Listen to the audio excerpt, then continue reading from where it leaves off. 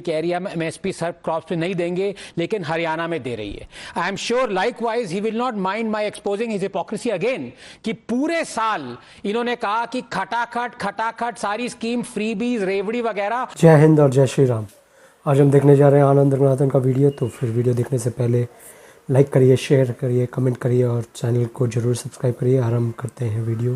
Let's start. चलिए शुरू करते हैं। आनंद रंगनाथन, ये तो मजाक की बात है ना कि Sharad Pawar is not the real NCP and Ajit Pawar is the real NCP. ये मजाक की बात है कि बाला साहब ठाकरे के बेटे is not the real Shivsena but Eknath Shinde. अब कॉन्स्टिट्यूशनल बॉडीज ने कहा है, मैं बहुत इज्जत करती हूं उनकी, I respect them completely, but perception is a big issue and perception क्या है on the ground. I have very little time, 30 seconds. Thank you. Now, 30. Okay, 40. 40. Navika, there is a reason why I admire and love my good friend Gaurav Bhatia ji. Number one, he doesn't mind being put on the dock. He values disagreements. And number two, जब supreme court मुझ पे contempt करेगा तो ये मेरे lawyer होंगे, मुझे बचाने आएंगे। Number one, he did not mind my exposing his hypocrisy कि सेंट्रल लेवल पे बीजेपी कह रही है हम एमएसपी सर्व क्रॉप्स पे नहीं देंगे, लेकिन हरियाणा में दे रही है।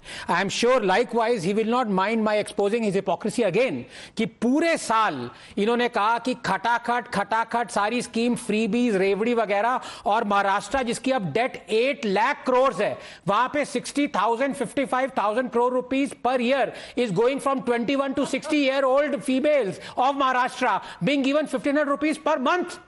यहां पे रेवड़ी दे रहे हो क्योंकि भय बिन हुए न जीत। That is true, and clearly when it comes to winning elections, you will bring discipline in the economy only if you come to power. Otherwise, वैसे ही सब कुछ लूट जाएगा।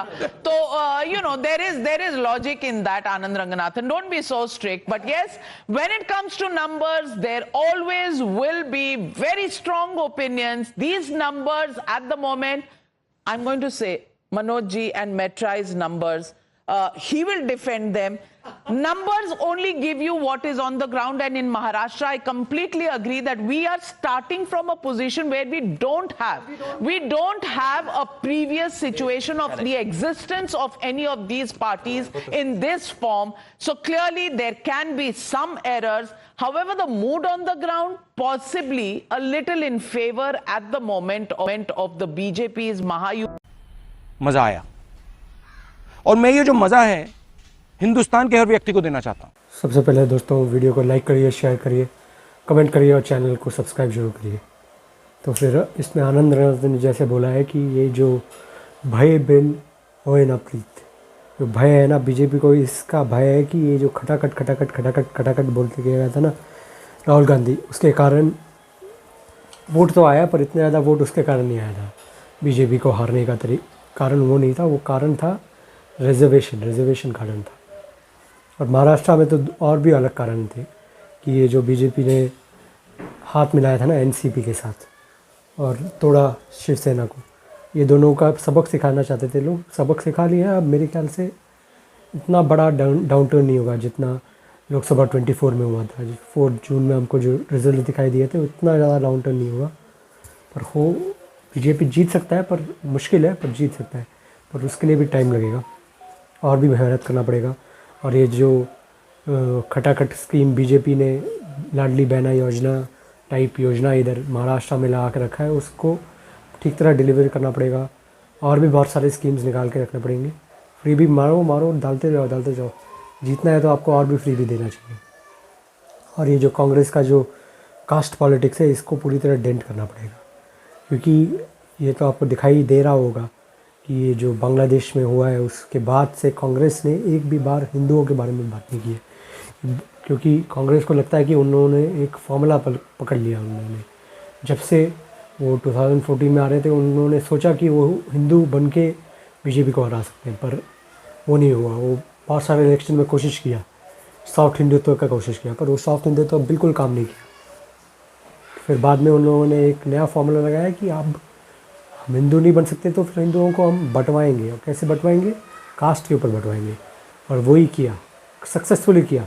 क्यों किया? क्योंकि बीजेपी का जो आईटी सेल है वो एक सुस्त आईटी सेल है, उसने कोई काम नहीं किया ठीक तरह। वो बोलते रहे कुछ, उनको इतना एरोगेंस था कि 400 पार 400 पार 400 पार, उसके कारण उन्होंने ग्राउंड सिचुएशन देखा नहीं, खासकर यूपी, महाराष्ट्र और वेस्ट बंगाल और कुछ हद तक राजस्थान में भी। तो फिर ये जो सिचुएशन है इसको फिर से महाराष्ट्र में नहीं होने की कोशिश करना चाहिए बीजेपी को। बहुत सारे लोग बोल रहे हैं ये मराठवाड़ा में तो बीजेपी जीतने वाला नहीं है, बहुत कम सीट जीतेगा, क्योंकि मराठा रिजर्वेशन आंदोलन है उधर, बहुत ज़ोरों दम से बिल्कुल चल रहा है उधर, तो फिर उधर बहुत कम सीट मिलेंगे बीजेपी को। विदर्भा में जो आपके जो फडणवीस है उसका गढ़ है, उस गढ़ में बीजेपी को जीतना पड़ेगा। अगर बीजेपी को इस इलेक्शन को जीतना है, ये असेंबली इलेक्शन जीतना है, तो फिर वो जो गढ़ है वो गढ़ है विदर्भ के गढ़ में अगर बीजेपी जीत गया ज़्यादा सीट तो फिर बीजेपी सरकार बनाएगा। वही एक जगह है जहाँ से सरकार बन सकती है और उसको जीतने की पूरी कोशिश करनी चाहिए बीजेपी को, क्योंकि ये जो 2024 का जो फोर्थ का रिज़ल्ट आया था उसके बाद बीजेपी के जो कार्यकर्ता हैं, बीजेपी के जो वर्कर्स हैं, बीजेपी के जो आइडियोलॉग्स हैं, बीजेपी के जो प्रवक्ता हैं, बीजेपी के सोच रखने वाले लोग हैं, वो बहुत ज़्यादा निराश हो गए हैं। उसको निराशा को कम करने के लिए बीजेपी को एटलीस्ट महाराष्ट्र जीतना पड़ेगा और हो सकता है तो हरियाणा में लड़ने की कोशिश करना पड़ेगा। जीतना तो मेरे ख्याल से बहुत बहुत मुश्किल है, उधर तो हुड्डा का सरकार ही आएगा मेरे ख्याल से। उधर भी बहुत फ्रीबीज दे रहे हैं हरियाणा का सैनी सरकार, तो उधर बहुत मुश्किल है। इधर जो तंज कस रहे हैं mister Anand Ranganathan is a consummate, not a politician, is an idealist. वो आइडियल में बोलते रहते हैं, उनको ऐसा अबाउट टर्न करना आता नहीं है, उनको अच्छा भी नहीं लगता है। उनको लगता है कि ये झूठ बोल रहे हैं, अपने जो वाक्य है उसके ऊपर कायम नहीं बैठ रहे हैं। और उन्होंने बहुत सारे अपने ANI के इंटरव्यूज़ में भी बोला आनंद रंगनाथन ने कि वो ब्लैक एंड वाइट में देखते हैं सब कुछ को, पर ग्रेज में कुछ नहीं देखते। पर ग्रेज होता है, खासकर पॉलिटिक्स में इट्स ऑल अबाउट ग्रेज। और उस ग्रे में ही बीजेपी ने एक जो टूटा, एक पार्टी को तोड़ा, जिस पार्टी का नाम था NCP।